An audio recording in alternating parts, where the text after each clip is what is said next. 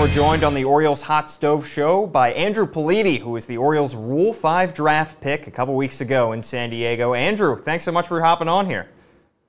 Of course, thanks for having me. So you actually reside in San Diego during the offseason, correct? So you could have gone to the Rule 5 draft to hear your name picked.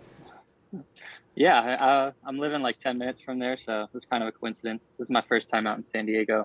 Yeah, I was right there, though. What was your emotions like heading into the Rule 5 draft, knowing that you could have been taken by any team after being left exposed off the 40-man roster for the Red Sox? Yeah, I was pretty pumped, but you know, the day leading into it, I was kind of, you know, you're a little nervous. You know, it's in the back of your head, but you always think it's a little bit of a long shot. You know, you only see 15 players picked, so you know, I knew in the back of my head that I had a chance. So, you know, waking up that day was kind of just in the back of my head. It's a little nervous, but, you know, I was glad I got picked. So I want to go back to 2021, and you had some struggles there, ERA over 6. What did you do to get yourself back on track in the fall league and then that following offseason and get yourself in a position where you had a great 2022? Yeah, so in 2021 was kind of my first year in Double-A. It was like my second full year. It was my first time as a starter. It was kind of just learning a new thing in Double-A, and you know, I've been a reliever my whole life, but yeah, you know, I struggled a little bit, but I learned from a lot of it, and I think it just gave me a good plan going into the off season. And then kind of when I switched back to a full reliever, I just felt back at home and kind of doing what I do best. So yeah, it was good. I put in a lot of work that off season going into it and just figuring out how to get back to myself, and it just showed for it the year after. And you spoke with Rock Kabako of MASNsports.com last week, and you talked about working with the pitching coordinator at Hop's Athletic Performance in Rhode Island. What did that experience do for you? Oh, I mean, it was huge. He really is really data driven. So we kind of just looked at the numbers and looked at what we needed to do, saw what we had to do with the fastball and the off-speed pitches and where to locate them. So just having him around and being in constant contact with him throughout the season was it was huge, just because of how data driven he is and his knowledge of the game, and just kind of really helped me out a lot. He was kind of a huge reason why I had the good season that I had. You mentioned that fastball that sits in the mid-90s, can get up to the upper 90s. We heard that it has some hair on it, was a phrase that was used by the Orioles director of pro scouting. Is that how you would describe your four-seam fastball? Yeah, I'll take that. Sounds like a good description to me. Yeah. So what is it about that pitch that makes it so effective in your mind?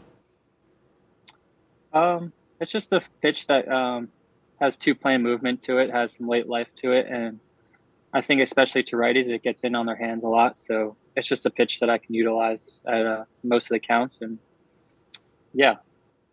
And we've heard good things about your slider as well. Would you say it's your best secondary pitch? Yeah, slider's probably my main pitch. Like if I were to go to a pitch in any count, that's usually my go-to pitch. Just a pitch I have a lot of confidence with. I can throw with intent all the time. I just have confidence I can throw it for a strike or get someone out with it. And other than your fastball and slider, what else do you have in your arsenal? I have the curveball. It's usually like a two-strike pitch, get back in the count pitch. So I utilize all three of them. My pitch mix is kind of pretty good when it comes to percentages, so I use all of them.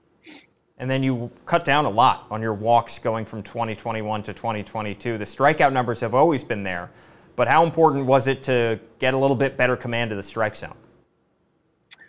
Oh, it's huge. I mean, when you're not allowing free bases, it just makes everything go easier. It's kind of tough when you walk people and you put yourself in that situation when you don't really need to. So, you know, cutting down those walks is just huge. You have already spoken to Chris Holt with the Orioles. What was that conversation like, and how have your first couple days in the Orioles organization been? Yeah, I mean, it was a great conversation. We actually had a good Zoom call yesterday.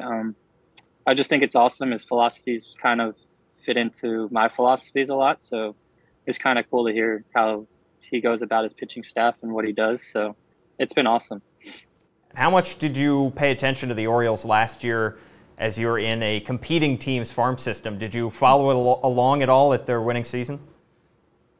I followed along towards the end, kind of when it was kind of getting to that race with the Red Sox and stuff.